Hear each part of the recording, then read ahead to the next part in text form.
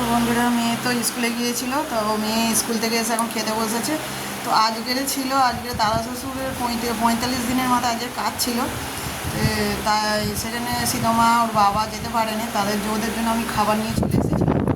করেছিল পটল, আলু, কুমড়ো, চিংড়ি মাছের তরকারি করেছিল, আর মাছের মাথাতে ডাল আর মাংস আর ভাত এগুলো নিয়ে চলে এসেছিলাম, আর চাটনি আর পাঁপড় নিয়ে এসেছি।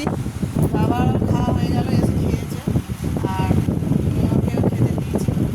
আর এদিকে দেখো মেয়ের বাবা ওদিকে স্কুলের প্রজেক্টের কাজ দিয়েছে, সেগুলো এখন করছে। আর তোমাদের দাদাভাই এক জায়গায় চলে যাবে। কোথায় চলে যাবে গো? কোথায় বেড়াতে যাবে? হ্যাঁ, দীঘায় বেড়াতে যাবে।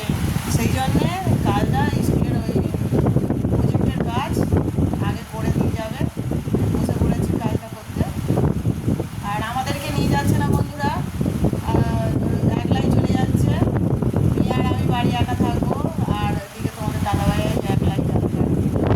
আরও অনেকজন যাবে, তাদের সাথে যাবে, আর বাইরে থেকে একাই যাবে। আর সীতামার মাছের মাথাতে ডালটা খেতে খুবই পছন্দ, তাই না সীতামা? মাছ, চিংড়ি মাছ খাবে, কোনো সবজি তো খায় না। আর ডাল নেবে? তো বন্ধুরা ভিডিওটা কেমন লাগলো অবশ্যই